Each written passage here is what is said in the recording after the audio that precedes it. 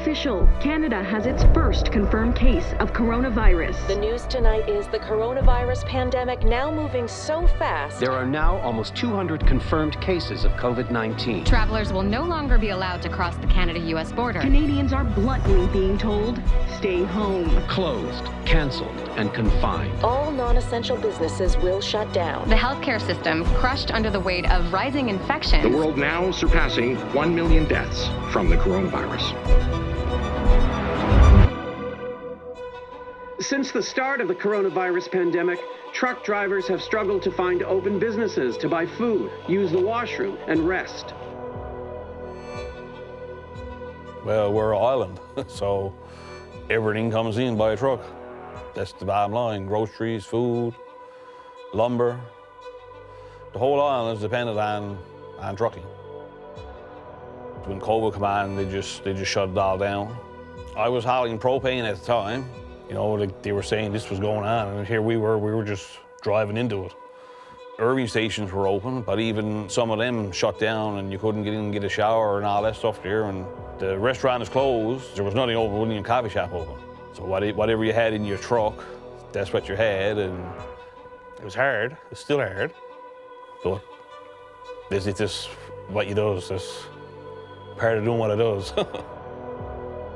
One initiative that has been severely affected by the pandemic is school meal programs, an essential way to get proper nutrition to the most vulnerable students. When our school was closed down due to COVID, we were very concerned about the students and their families. Our school has about 200 students. 70 to 90 students use the breakfast and the lunch program every day. And without that lunch, those students would go hungry or not have a lunch or any sort of meal during the day. We knew that even though we were moving to remote learning, that we needed to somehow be able to meet those needs. A surge in COVID-19 positive patients is putting an intense strain on Ontario's healthcare system, already under immense pressure. I received a phone call from Ontario Health, the Ministry of Long-Term Care, and UHN, and we were asked if the Salvation Army Toronto Grace Hospital was able to establish a specialized care centre in the Toronto Congress Centre. We had to get up and running as quickly as possible, given where the pandemic is at and given the number of outbreaks in the community. My first thought was, how are we going to build a hospital here? How are we going to do this in 2 weeks? The Salvation Army's response to COVID-19 has frankly been unprecedented. There hasn't been a time since World War II where our organization has had to step up and respond nationally to a disaster that has impacted Canadians right across the country. It was just people rolling up their sleeves, helping one another, helping community, building partnerships, and responding to the pandemic in very practical and tangible ways. And it's been different and unique from region to region, province to province, city to city. Our mandate was to recruit a crew of 50 people, engineers, physios, respiratory therapists, occupational therapists, nursing, PSWs, food services, in order to create a 90 single-bed private room facility, allowing hospital to look after the more acute patients. It was an absolutely blank space. So think of it as an empty box. So that's 90 sinks, 90 beds. We have to put up walls. We have to bring water in. The staff were wearing many hats. They were not only the nurse, they were also the social worker. They were the family member that was not there. They were the companion. They were the friend. So they really stepped up to the plate to make sure that the residents felt as welcome as they could. When I first came here, I didn't know what this place was. I was afraid. Lily took me under her wing. She used to play games with me and just to get your mind working again. And she would just talk with me about anything that I wanted to talk about. They made you feel liked. I think about them periodically. You know, geez, I wonder what they're doing now. So it's just, it's in my mind still. And I don't think it will ever go. I was happy. I was speaking with every family member pretty much daily. There was a lady whose husband used to call every day. He said, you know, she's the most gentle soul. If you can just play some classic music for her. She loves classic music. She She couldn't move. She was very, very sick. But when you play the classic music, she will turn, she will react. It's almost like she wanted to tell you something. But and she passed away. I think maybe the reason why we are trusted with these opportunities and these moments, maybe they were sent to us so that we could be there for them. When schools were closing, I contacted the Salvation Army to let them know that we were super concerned about how our students were going to be able to access food. Salvation Army said, we've got an idea for a mobile food truck. Do you think it would work? Do you think that we could park in the school parking lot and your students and families could access lunch? I believe it was anywhere from 200 to 250 lunches a day. Different sandwich every day of the week. Some vegetables, some fruit, some sort of dessert treat, and a juice box. So a nice, well-balanced meal. When it first opened up, it was just one location or two locations, and then I was able to contact the Salvation Army and say, oh, there's another school I've heard of that they're super concerned about the families in their neighborhood. And so by the end of it, there was 4 locations that the mobile truck was servicing. We would get to some of the schools and there'd be a line of kids, and they were quite happy to see us, and I wanted to share with them some good fortune, because the better they are now, the better they'll be in the future. We were hearing stories from families of truckers that were coming into the province, and they were not able to access food. It was important then that we respond, because we did not want to see the supply chain disrupted. And I made my first call to Major Loveless at the time, and it was literally within hours things were moving.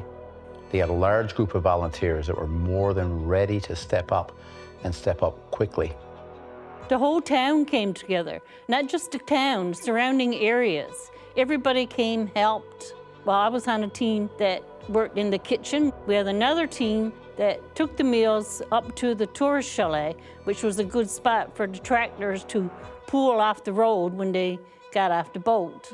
Sure enough, as soon as we came over there, they was there with lights flashing and stuff there and flagging us in, and big smiles, everybody there, and couldn't do enough for you. A couple of ladies here or whatever, and they used to just hand up a meal here and wish you a good day and say thank you, and off you went. It was always that you get going on the radio there, somebody be saying, you know, geez, that was dandy that time, boy, or geez, really enjoyed that or whatever, and it was rough there for a while, but we prevailed it.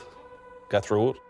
What happened too at the time, simply because of quick response of the Salvation Army, it inspired others across the province. The spin-off from that leadership brought confidence to many others that they too wanted to reach out and help.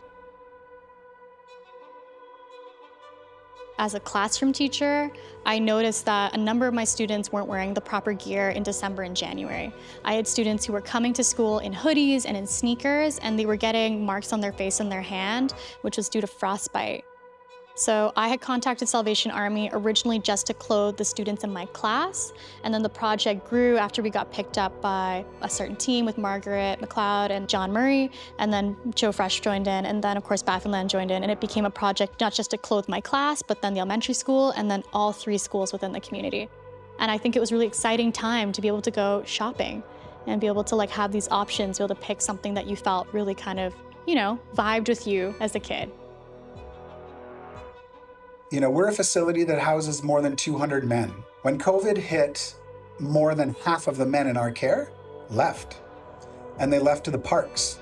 The city of Victoria put out an RFP to see if any social services in the community would be willing to get out there and help provide some hygiene services to the community. And we thought, we could do that. So I put a couple brilliant outreach workers in the truck, and they towed that mobile shower unit and let people access the services. We did exceedingly better by providing clean clothing to every person who stepped out of the shower. And they left clean and dry and warm. It was extremely well received. Approximately 1 week into the pandemic, we met with the local homeless shelter, actually, and they were facing a different reality where they now were required to provide more bed space due to the physical distancing conditions that were placed upon them by public health, which meant that they didn't have the space needed to feed their guests each evening. So we applied for some funding for a new vehicle, a mobile unit, it can go into tighter spaces, it can be on demand so much quicker, open the big sliding door, put some tables out, and we're feeding people within minutes. Yeah, we've been giving a lot of warm jackets and hats and mitts and things too now that the weather's changing. They allow us to go into the parks with the mobile van, and the people love it. They see the big shield on the side and they're excited. They run up to us and it's a real positive way to bring hope into the community. We started to see different people who were losing their income, their employment because of the pandemic. We were going to get more donations through Food Banks Canada, Feed Ontario. We thought very quickly, okay, we need more storage. So we got 2 of them in each food bank. Now the protein choice when the client calls is, would you like a whole frozen chicken or would you like salmon? Which goes a much longer way to feed multiple individuals in your family. Something that caught my attention with the Salvation Army is that they were able to help local communities directly. So they had a direct impact, and that's what I was looking for. I started delivering food, and I have helped them paint rooms. I participated to their Christmas campaign and their effort to manage the food distribution. I really genuinely encourage people to volunteer. Take that first step, and it's the most complicated one. Mentally, it's gonna be the most impactful. When I was on the street, somebody from the Salvation Army came to see me. So when I came in to look for recovery, my mind was made up. I'm going to help somebody. Through the height of the pandemic, daily I go to the soup kitchen and make some soup, make some sandwiches. Our volunteers will come in to help me put it in the truck, and about 5 o'clock in the day, they'll head out up into neighborhoods around the edges of town. Some people had the COVID virus. I had to drop it outside the door, and I didn't mind. Somebody done it for me one day. Somebody. The Salvation Army Red Shield is an iconic symbol of help and hope that speaks to our values of service, of dignity, of stewardship. And throughout the pandemic, our officers, our employees, our volunteers have worked very hard to live out those values in very, very difficult and trying situations and circumstances in the 400 communities in which we serve right across Canada. It's a reminder that as Canadians, we're stronger together. I would like to thank the Salvation Army and other groups that were able to come in and say, okay, what can we do to help? Thank you to the patients and the families that trusted us. Thank you for the jacket. We are so grateful for the Rogers Foundation. We could not do what we do in our food banks without those government grant supports during COVID. I just wanted to thank the corporate donors that provided the money to buy the food for us. I am grateful for the work that the Salvation Army did. I'm not a real big meatloaf lover, so whoever made it, they done a damn good job with it.